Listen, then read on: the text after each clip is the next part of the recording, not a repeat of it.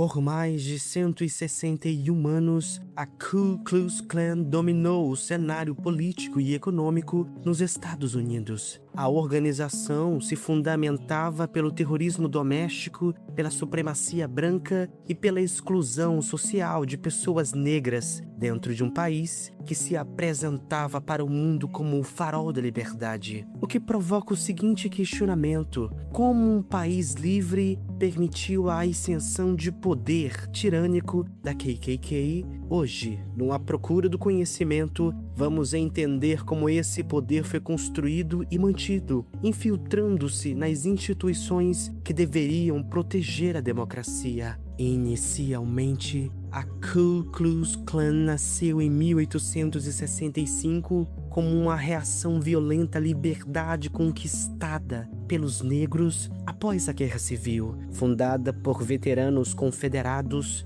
ela não era apenas um clube, mas a primeira organização terrorista dos Estados Unidos dedicada a restaurar a servidão negra através do medo. Eles atuavam como justiceiros noturnos, utilizando capuzes e mantos para esconder identidades que durante o dia eram de cidadãos respeitáveis. Suas táticas eram brutais: sequestros, espancamentos públicos, incêndios de casas e o linchamento, execuções sumárias usadas como espetáculo para intimidar comunidades inteiras. E o objetivo era simples: punir qualquer pessoa negra que tentasse exercer sua cidadania, votar ou prosperar economicamente. Para a KKK, a liberdade negra era vista como um insulto à supremacia branca que eles juravam proteger.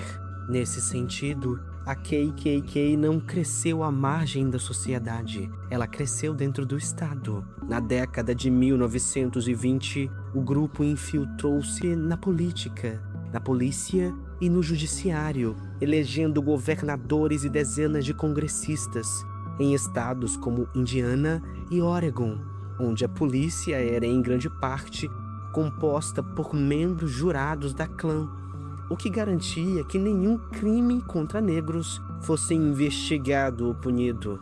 Historicamente, a primeira onda da Klan funcionou como o braço paramilitar do Partido Democrata. Durante a era da Reconstrução, os democratas sulistas utilizaram o terrorismo da Klan para destruir as bases do Partido Republicano e retomar o controle político através de um processo que chamavam de redenção. Essa aliança foi tão forte que na Convenção Democrata de 1924, conhecida como Clambake, o partido falhou por apenas um voto em aprovar uma resolução que condenava a organização, evidenciando o nível de controle que o Império Invisível exercia sobre a democracia americana. Para entender o poder destrutivo da Klan, precisamos olhar para as vítimas que o sistema escolheu ignorar. No primeiro exemplo, temos o massacre de Ocoee, em 1920, quando o próspero empresário negro Julie Perry incentivou o voto em sua comunidade da Flórida. A Klan cercou a cidade. Perry foi linchado e toda a comunidade negra foi incendiada.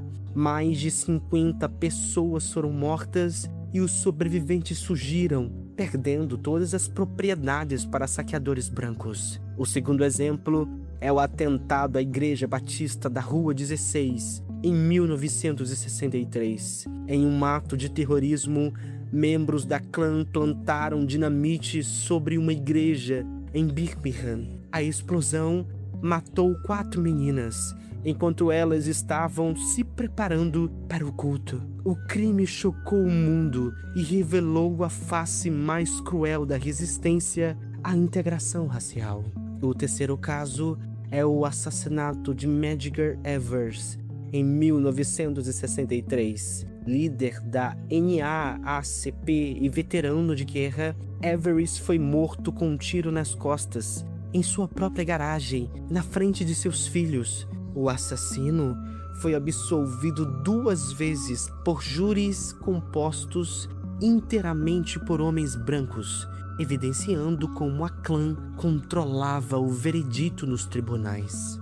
Nesse sentido, existe uma contradição amarga na história americana. O país enviou milhões de soldados para lutar contra o fascismo e a tirania na Europa durante a Segunda Guerra Mundial, mas negava esta mesma liberdade aos seus próprios soldados negros ao voltarem para casa.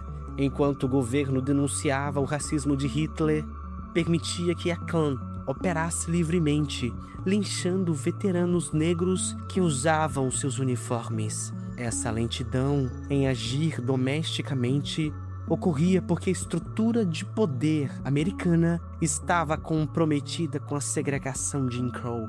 Os direitos dos negros eram tratados como uma questão local ou secundária, frente aos interesses geopolíticos. Foi necessária a campanha Double Five, vitória sobre o fascismo fora, vitória sobre o racismo dentro, para forçar o governo a admitir que não se pode ser o farol da liberdade para o mundo enquanto se mantém o próprio povo sobre o terror de uma organização que o Estado se recusava a proibir.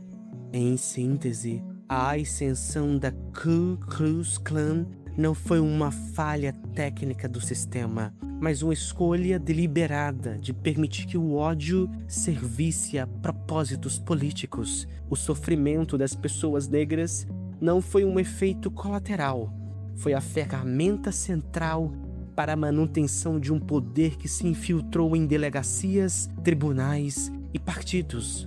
A história da Klan nos ensina que a liberdade é um conceito vazio se não houver coragem institucional para enfrentar a tirania doméstica. O silêncio do farol da liberdade diante de seus próprios cidadãos negros é um lembrete de que a justiça só avança quando o Estado decide que a vida humana vale mais do que a conivência política. Se você quer continuar entendendo as verdades ocultas que moldam nossa sociedade, se inscreva no canal À Procura do Conhecimento.